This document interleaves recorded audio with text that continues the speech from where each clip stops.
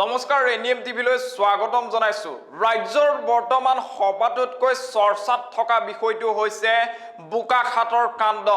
জুৱা নিশা যি ঘটনা সংঘটিত হ'ল তাক লৈ বৰ্তমান অসমৰ প্ৰত্যেকটো সংবাদ মাধ্যমে সেই বিষয়ে সম্প্ৰচাৰ কৰি আছে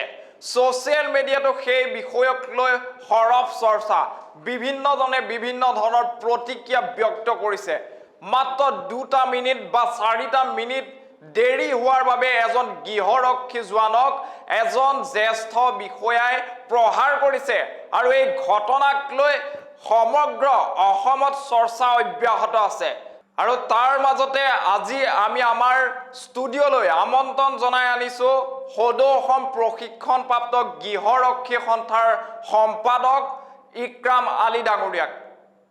পোন প্ৰথমতে বোকাখাতত যি ঘটনা সংঘটিত হ'ল এজন গৃহৰক্ষী জোৱানক প্ৰহাৰ কৰা পৰিলক্ষিত হ'ল এই ঘটনাক লৈ আপুনি প্ৰথম প্ৰতিক্ৰিয়া কি ব্যক্ত কৰিব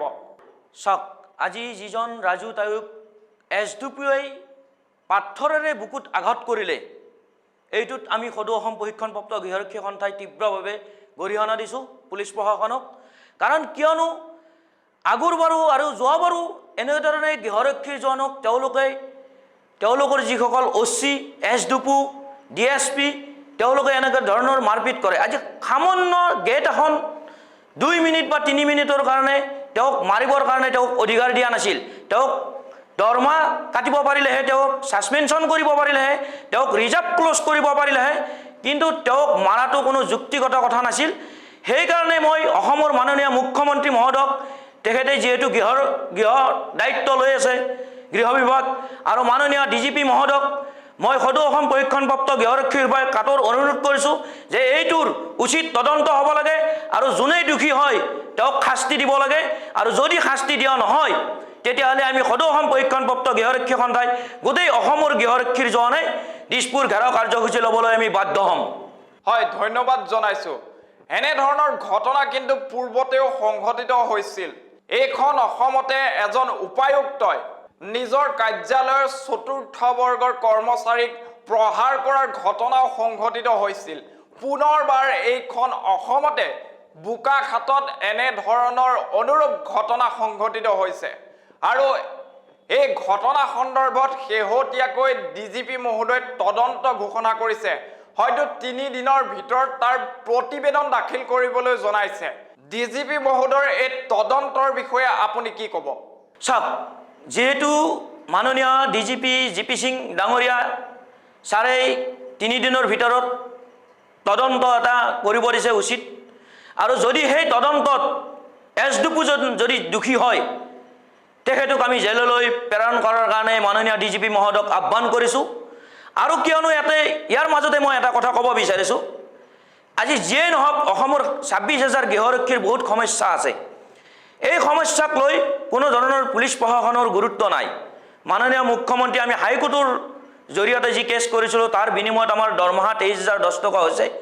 আজি চাওক ইমান কষ্টৰ বিনিময়ত আমি 23,010 টকা পাইছোঁ আজি গৃহৰক্ষীৰ জোৱানজনে এই যদি দোষী কৰিলে এছডিপি জনৰ ওপৰত যদি বেয়াকৈ ক'লাহে যে হাত উঠালাহে তেওঁক লগে লগে এৰেষ্ট কৰি চালান কৰি তেওঁক জেললৈ প্ৰেৰণ কৰা হ'ল কিন্তু এই বস্তুটো অসমত বিপৰীত হৈ আছে পুলিচ প্ৰশাসনৰ ভিতৰত এজন পুলিচে যদি দোষ কৰে তেওঁক জেললৈ বা তেওঁক চালান নিদিয়ে তেওঁক ৰিজাৰ্ভ ক্ল'জ কৰে কিন্তু এজন গৃহৰক্ষীৰ যদি জোৱানে যদি দোষ কৰে তেওঁক লগে লগে জেললৈ পঠাই তেওঁক লগে লগে চালান কৰি দিয়ে এইটো এটা আমাৰ সদৌ অসম প্ৰশিক্ষণপ্ৰাপ্ত গৃহৰক্ষী সন্থাই তীব্ৰভাৱে গৰিহণা দিছোঁ আৰু মাননীয় মুখ্যমন্ত্ৰী মহোদয় আৰু মাননীয় ডিজিপি মহোদয়ক আহ্বান কৰিছোঁ যে অতি সোনকালে ইয়াৰ তদন্ত হ'ব লাগে আৰু ন্যায়ভাৱে গৃহৰক্ষী জনে যিজন দোষী তেওঁক কৰাক্ত কৰিব লাগে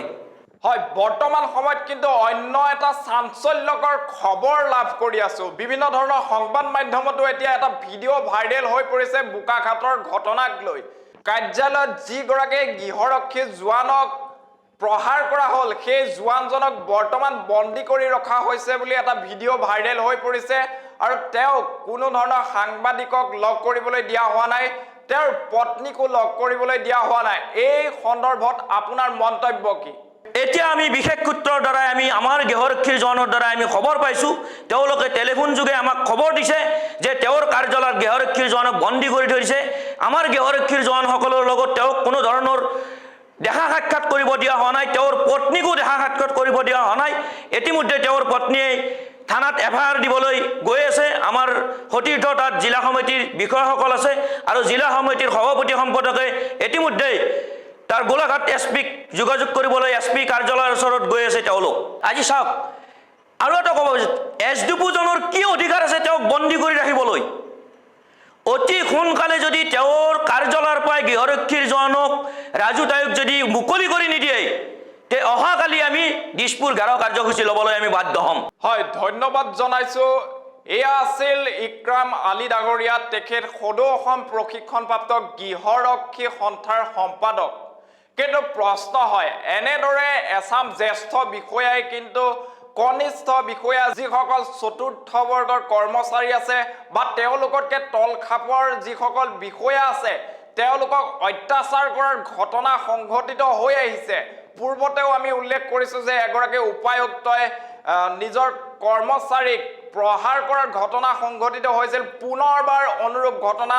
দেখা পৰিলক্ষিত হৈছে। যদিহে এই অভিযোগ সঁচা হয় তেতিয়াহ'লে কিন্তু কঠোৰতকৈ কঠোৰতম শাস্তি যাতে পায়, যাতে কোনেও এনেদৰে পুনৰবাৰ